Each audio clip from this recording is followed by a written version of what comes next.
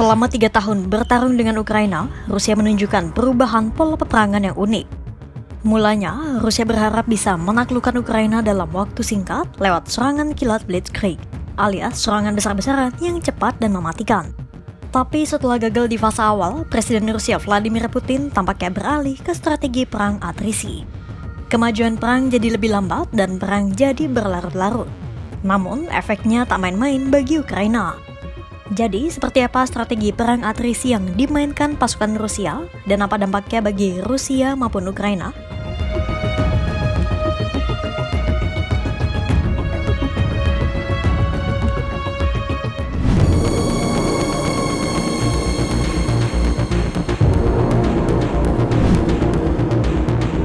Pada Juni 2025, Presiden Departemen Pertahanan dan Keamanan CSIS, Sergey Jones dan peneliti perang ancaman asing dan terorisme Riley McCabe meluncurkan analisisnya terkait perang atrisi Rusia.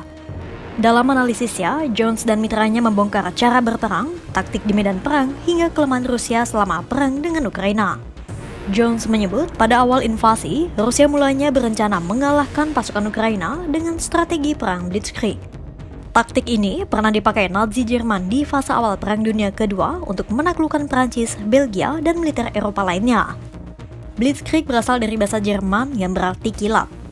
Praktis, serangan kilat dan terfokus ini mengandalkan gabungan pasukan serta mesin-mesin perang. Tapi, Rusia gagal mencapai kemenangan kilat lewat strategi Blitzkrieg terhadap Kiev karena pertahanan berlapis dan dukungan militer dari barat. Akhirnya, Rusia terpaksa mengubah taktik perang mereka menggunakan strategi atrisi. Perang atrisi adalah strategi di mana salah satu pihak berusaha melemahkan lawannya melalui serangan penghancuran bertahap dan perlahan.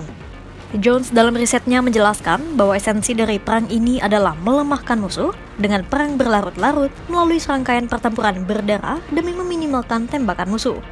Itulah mengapa Rusia hanya maju rata-rata 50 meter per harinya. Beda jauh dengan perang-perang lainnya yang bisa melaju 1.000 hingga 3.000 meter per harinya. Pertempuran ini dicirikan dengan jumlah korban jiwa yang besar, pengeluaran material yang masif, dan pergerakan garis depan yang terbatas. Jones mengumpamakan perang atrisi sebagai bulldozer yang mendorong musuh di sepanjang garis depan. Pertanyaannya sekarang, seperti apa implementasi strategi perang atrisi Rusia?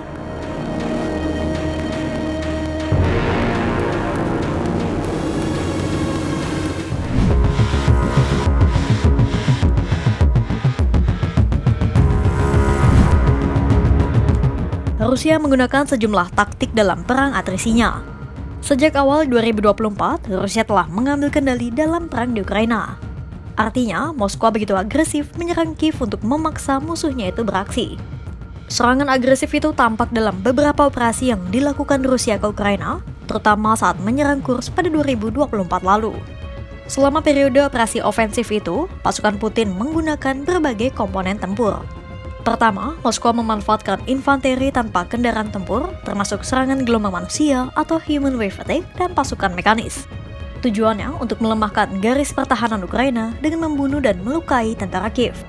Taktik ini juga bertujuan menghancurkan alat perang Ukraina, melemahkan mental tentara, dan menekan kemampuan tempur pasukan Ukraina. Rusia juga memanfaatkan berbagai drone, mulai dari drone first person view atau FPV, Geran, hingga Gerbera. Artileri, bom luncur, dan senjata jarak jauh lainnya juga turut diluncurkan Rusia untuk menargetkan fasilitas militer Ukraina. Adapun bom luncur yang dipakai Rusia merupakan bom konvensional murah yang dimodifikasi dengan sayap dan dilengkapi sistem satelit navigasi global. Bom luncur ini mematikan dan efektif untuk menembus wilayah udara Ukraina. Rusia juga rutin mengirimkan beberapa pasukan regu kecil yang seringkali kurang terlatih dan menggunakan kendaraan lapis baja. Pasukan ini biasanya terdiri atas kompi taktis, pasukan pendobrak taktis yang dimodifikasi, dan detasemen penyerang khusus. Bahkan, markas besar Rusia sering memerintahkan pasukan ini untuk maju menuju posisi Ukraina dan melakukan pengintaian sambil melepas tembakan untuk memancing Ukraina beraksi yang sama.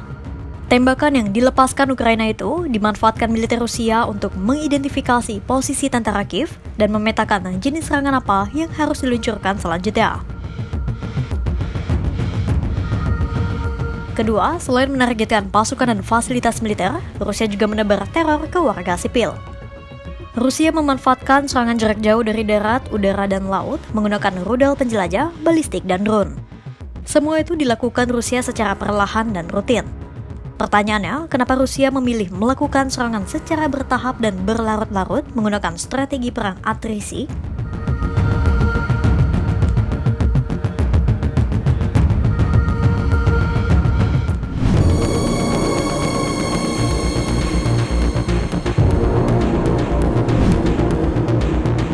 Di balik perang berdarah di garis depan, Rusia sejatinya tengah memainkan strategi lain, yakni perang melawan waktu.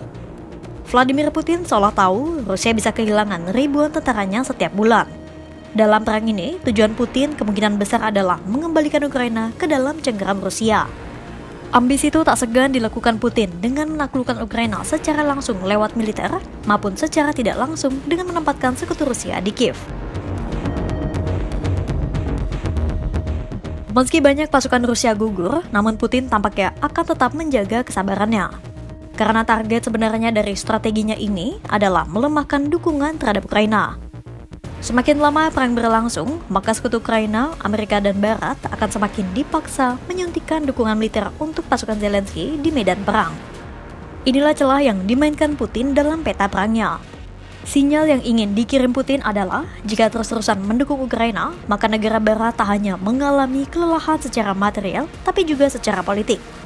Itulah mengapa Jones menyebut Rusia menggantungkan harapan untuk menang melalui penghentian pengiriman bantuan militer dari Amerika Serikat ke Ukraina.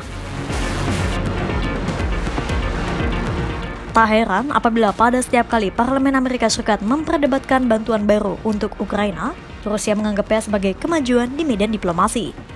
Rusia seolah percaya mereka tak harus mengalahkan Ukraina di medan perang yang panas, tapi cukup membuat Barat berhenti percaya bahwa perang ini tidak layak untuk diteruskan. Harga yang harus dibayar Rusia memang sangat mahal, sebab Moskwa tidak hanya mengalami kerugian material yang besar, tapi juga kehilangan mungkin ribuan nyawa prajuritnya. Namun, Rusia berusaha mengimbangi kerugiannya itu dengan meningkatkan produksi pertahanan domestiknya dan menambah pasukan asing. Lantas, sebenarnya sebesar apa kerugian Rusia dan apa yang didapatkan Moskwa dari harga mahal yang harus dibayar?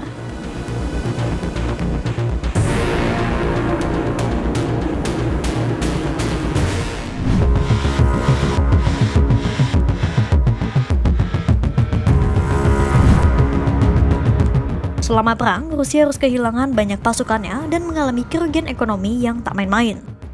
Sesuai laporan CSIS, sekitar 250.000 pasukan Rusia meregang nyawa sejak perang dimulai pada Februari 2022 hingga Mei 2025. Namun, jika ditelisik lebih dalam, jumlah korban tewas perang ini sangat timpang. Tercatat Rusia telah kehilangan 250.000 tentara selama perang, sehingga total korban jiwa mencapai 950.000 orang, nyaris 1 juta korban. Studi Jones dan McCabe menyoroti angka itu menjadi tanda ketidakpedulian Putin terhadap tentara-tentaranya.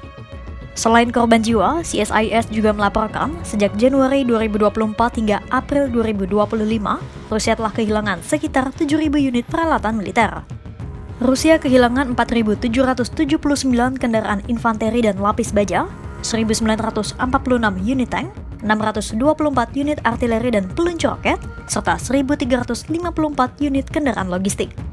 Semua itu dikorbankan Rusia hanya untuk beberapa petak meter tanah.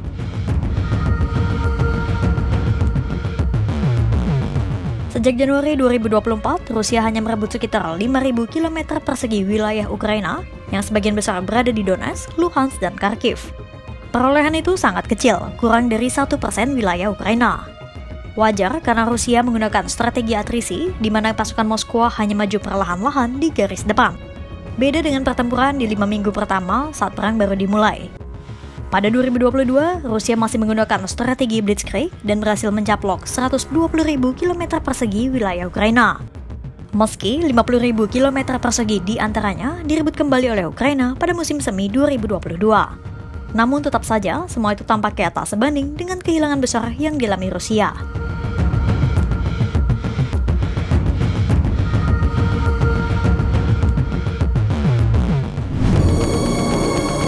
Pada akhirnya, strategi perang atrisi Rusia memang membuat Moskwa bertahan lebih lama di medan perang.